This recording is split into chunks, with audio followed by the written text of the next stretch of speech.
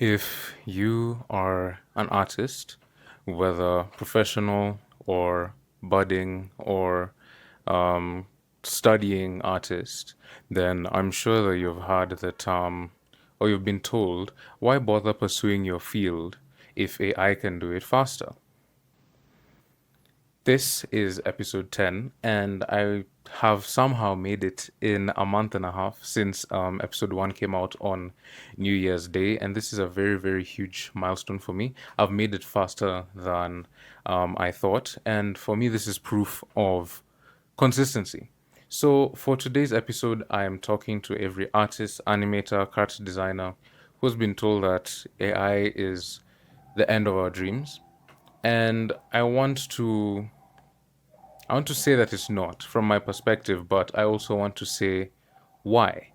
So I want to give a few examples of professional artists in their fields, artists who have over 20 years of experience who have shared their thoughts on these things. And I'm going to give a few, you know, pointers and reasons as to why I feel like artists are still here to stay, regardless of what people would think.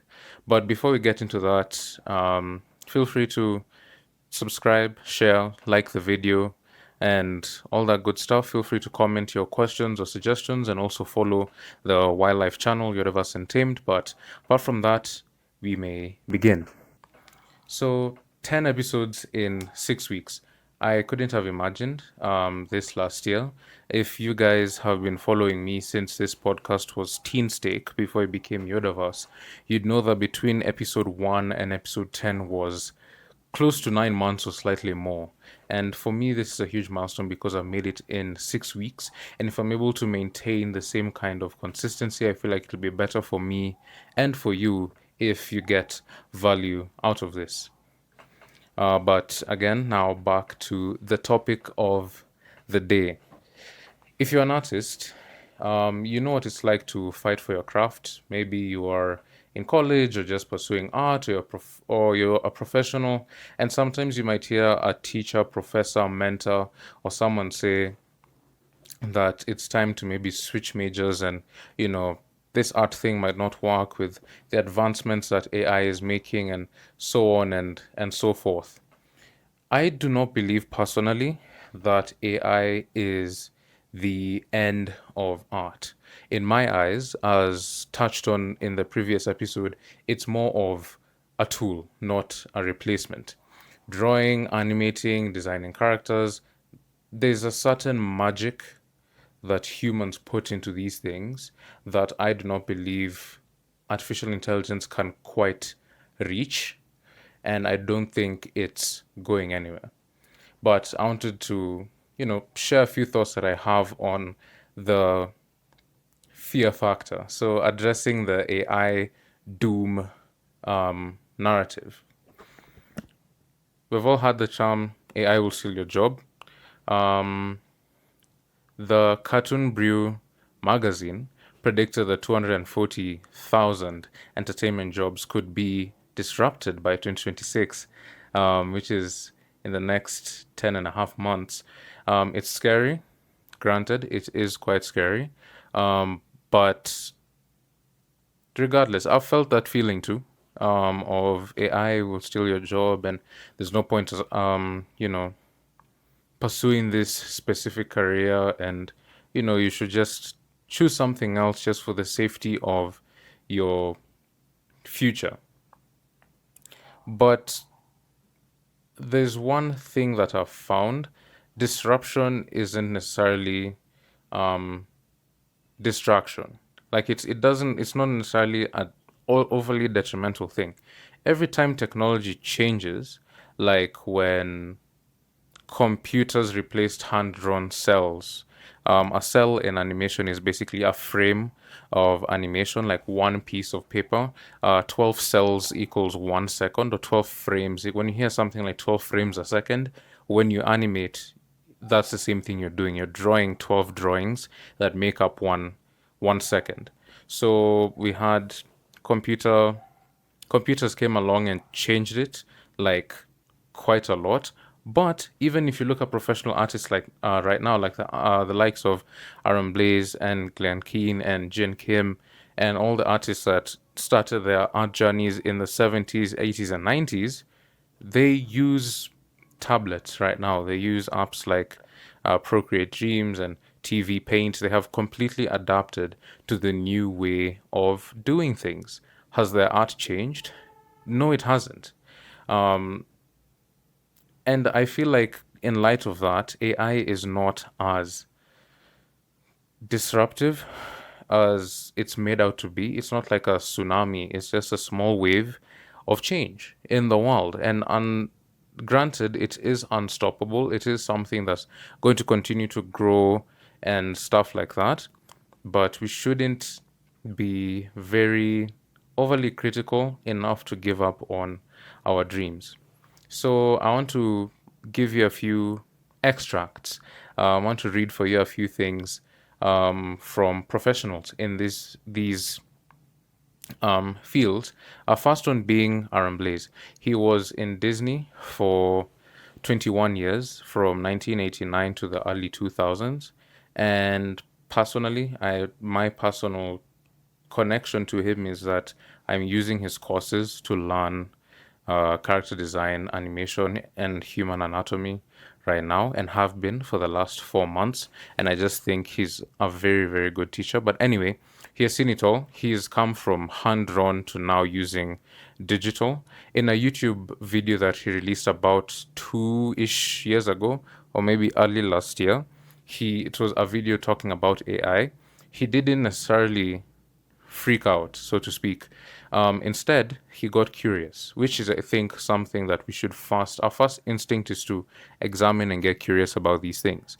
So he got curious. He even talked about maybe potentially in the future training artificial intelligence on your style of doing something like lighting. If you're familiar with the animation process, you know that doing things like lighting and rendering are some of the more difficult things to do. So if you could train an artificial intelligence to be able to do that job for you, it'll be easier for you to do things in regards to the production process, because it's just playing with light and shadow.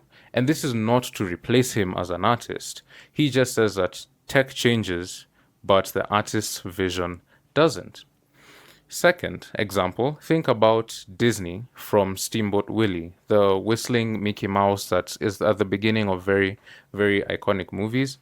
Think about the charcoal sketches that came out of, to Snow White's multiplane camera. A multiplane camera is basically a camera in which you stack pieces of paper on top of each other and you can be able to zoom in. That's how they designed their backgrounds in the 1930s and 40s going on. And each leap was a technological advancement that just made artists think even more. For those of you who don't know, in the live action remake of The Lion King and in the recent release of Mufasa in December, they used artificial intelligence after they had designed the creatures to be able to map patterns and movements. And the last example is Kevin He. He is the CEO of Deep Motion AI, and Deep Motion AI is an artificial intelligence program that is geared towards helping artists, especially 3D artists, with a lot of things in regards to the posing and dynamic arrangement of their characters. He said in Spiceworks magazine last year that AI can't touch what makes animators irreplaceable: creativity, storytelling, and collaboration. He says it's about leveling up, not bowing out. His company's tools help animators work smarter, not vanish. These professionals in their fields are not running scared, which is the first thing that I feel a lot of us tend to do. But they're proving that art evolves with technology and not against it. So another point I want to make is why art endures. Human emotion can't be coded. AI can mimic, but it can't feel. Animation's animation's power. Think Pixar's Up, or Studio Ghibli's Spirited Away, or Howl's Moving Castle, and all the other amazing Ghibli films and Pixar films that have existed. It comes from the heart, it comes from a place of emotion, it comes from a story that someone has gone through. And in regards to the creation process, there is no algorithm that can cry over a sad line in a movie or laugh at a doodle that your storyboard artist made, that you can add to the blooper reel of a movie. If you think about things like those, the fun human aspect of it, and to branch off just slightly for a few seconds, think about blooper reels in animation, a thing that Pixar used to do exceptionally well. I especially love the ones from Toy Story and Monsters Inc., where they just make bloopers for the end of their movies, where you feel like the toys in Toy Story are acting in their own movie, so to speak. And those are things that I do not believe that someone can be able to do, because artificial intelligence, as much as it's advanced, the problem with advancement is precision. And the problem with precision is not leaving room for spontaneity or those sort of ideas that can be integrated into films that we love. Second, in regards to why art endures, is that it's adaptation, not replacement. I touched a bit on this in the last one, but I want to give another perspective on it. So if you look at history, we can see something like photography. As much as now we could take photos of anything and everything, painters still exist. You know, we can take a picture of a tree, but you can still pay someone to paint that exact same tree. Painters haven't died off as a collective unit of creators, they have not died off. And an article from Motion Marvels last year said AI handles grunt work like in-betweening so artists can focus on the soul of a story. For those of you who don't know what in-betweening is, when you're making an animation, we have what we call keyframes. Now, keyframes are the poses in which an animation moves. So those key poses are action A and action C. So these are the two primary poses. Now, action B is what we call an in-between, something to make the transition smooth. So it's saying AI can take your option A, your frame A and frame C, and be able to make the frame B to tie it all together to make it smooth, which is a way to make things work faster. Because from my very, very little and limited experience in animation, I can tell you that in-betweening is really not that fun, to the point where I'm sure it's still there, but there's a job called an in-betweening artist, at least mostly in the traditional animation side where you're doing animation on paper, where the artist will draw something, and then their assistant will now fill in the in-betweens to make the actions move slowly. But anyway, that is a point on adaptation. It's not necessarily replacing the artist, but just making his job even 1% easier than it is.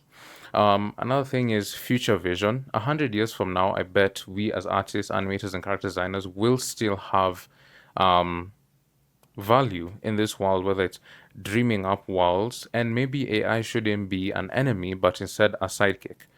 It should never be like the primary thing, but instead we should learn to utilize it to expand our creative endeavors. Because art, at the end of the day, is about people, emotions, and feeling things. It's not necessarily about the machine. And the human aspect to that is what is very important. So if you are in a college course, if you are a professional, or if you're like me who wants to become a professional, who wants to go to college, or at least find a good course for this, I wouldn't say that you should completely drop your artistic dreams. And I'm speaking to artists, character designers, animators, etc. But I'm speaking the same for writers because I'm a writer. Writing is something that's very, very dear to me. I am writing a newsletter every week. From next week, it might be slightly more than just one. And I am working on a lot of projects that I'm hoping to announce in the future, by the way, very near future. And I feel like artificial intelligence has this way of scaring us before we learn it. So, as I said in the last one, to conclude, you should learn about artificial intelligence, learn how it works at the bare minimum, and then also don't give up on your dream.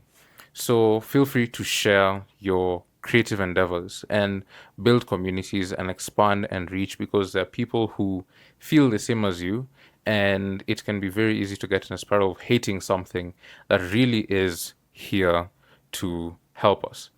So from this milestone of an episode, this is our fight as artists, but not fighting against AI, but instead finding a way to fight with it. AI is loud, but artists are louder.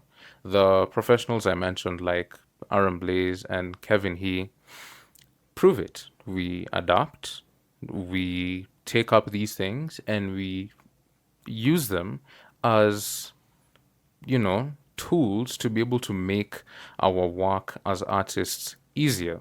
And then this matters to me personally because art is something that I have recently found as a way to express myself, with the main objective of being able to just visualize things is a beautiful thing and a skill that I'm passionate about learning. So I want to thank you for being here. I hope you got any sort of value out of that. Feel free to share your thoughts in the comments or via DMs.